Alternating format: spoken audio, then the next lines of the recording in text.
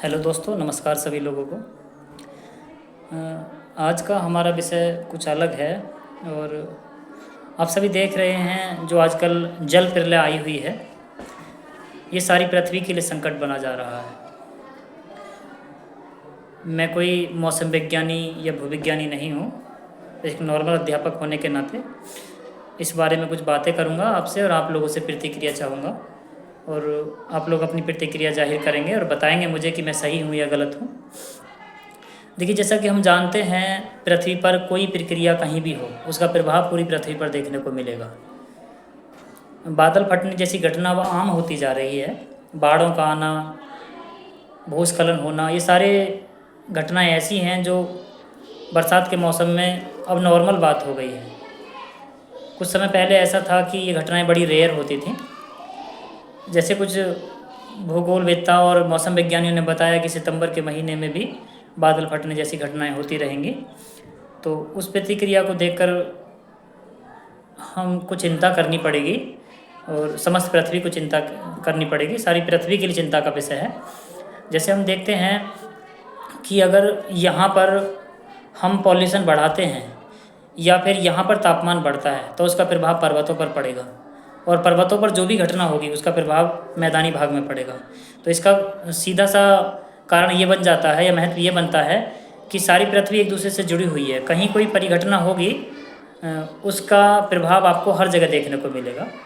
मान लेते हैं कि यहाँ पर तापमान बढ़ेगा तो सीधी सी बात है, पर्वतों पर बर्फ़ पिघलनी शुरू होगी, और बर्फ़ पिघलने का कारण है कि यहाँ पर बाढ़ आएगी, मैदानी भागों में बाढ़ आएगी। हम पंजाब को देख रहे हैं, कई नदियों वाले राज्यों को देख रहे हैं। वैष्णो देवी यात्रा के दौरान देखा गया, वहाँ पर कितनी सारी जन धन की हानि हुई है। पंजाब इस समय तबाही के मंजर को झेल रहा है।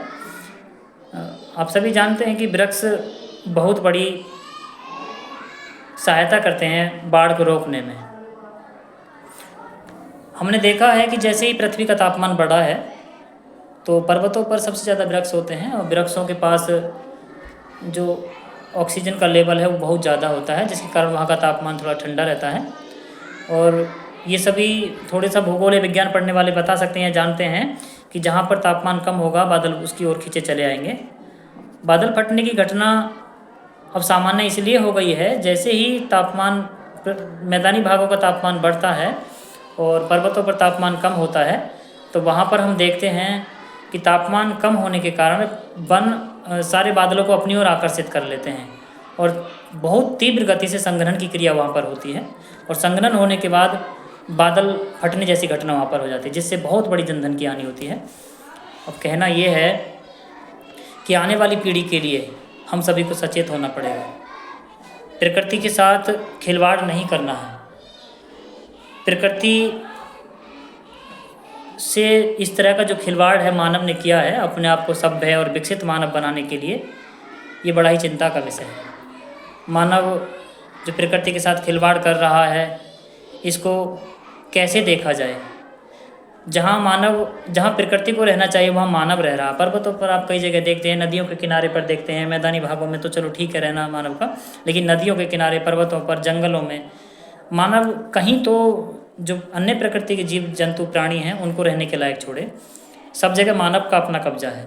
मानते हैं कि जनसंख्या बढ़ने के कारण मानव की लालसा या भूख या ज़रूरतें बढ़ गई हैं, लेकिन ये भी जान लेना चाहिए कि प्रकृति पर हम रह रहे हैं। इस पृथ्वी पर जब हम रह रहे हैं तो प्रकृति के साथ सामंजस्य बिठाकर हमको रहना पड़ेगा। अगर प्रकृति के साथ हमारा सामंजस्य ठीक नहीं बैठता है तो प्रकृति हमको विनाश की ओर ले जाएगी। और जैसा कि आजकल हम देख रहे हैं, पंजाब विनाश की ओर है। बहुत भयानक स्थिति पंजाब की हुई है। पंजाब बहुत ही त्रासदी को झेल रहा है। तो हम ये देख रहे हैं कि हम खुद को विकसित बनाने के लिए और प्रकृति के साथ खिलवाड़ कर रहे हैं। ये हम क्यों भूल जाते हैं कि प्रकृति के साथ ही हम जीवित रह सकते हैं। ऑक्सीजन हमको जिंदा रहने के लिए चाहिए, पानी हमको जीवित रहने के लिए चाहिए, भोजन हमको जीवित रहने के चाहिए। केवल वायुयान से या रेलगाड़ी से काम नहीं चलेगा। सांसें मिलेंगी तो हम जीवित रहेंगे। तो इसलिए मैं आप सभी से कहता हूँ, प्रकृति के साथ सामंजस्य बिठाकर चलिए। जितने भी शिक्षित लोग हैं प्रकृति के साथ सामंजस्य बिठाएं। पर्वतों पर पॉलीथीन ले जाना या पानी बोतल से ले जाना छोड़ें। कूड़ा कचरा अन्यत्र बहाना छोड़ें। पेड़ों को काटने से रोकें। अधिक से अधिक वृक्षारोपण करें।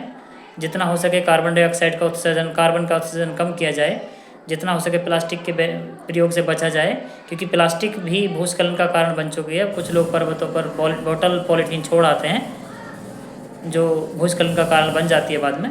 तो सभी से विनम्र निवेदन है, हाथ जोड़कर निवेदन है कि आप सब लोग प्रकृति के साथ जुड़ें, प्रकृति प्रेमी बने और प्रकृति के साथ सामंजस्य बिठाकर ही मानव का जीवन यहाँ पर संभव है। धन्यवाद।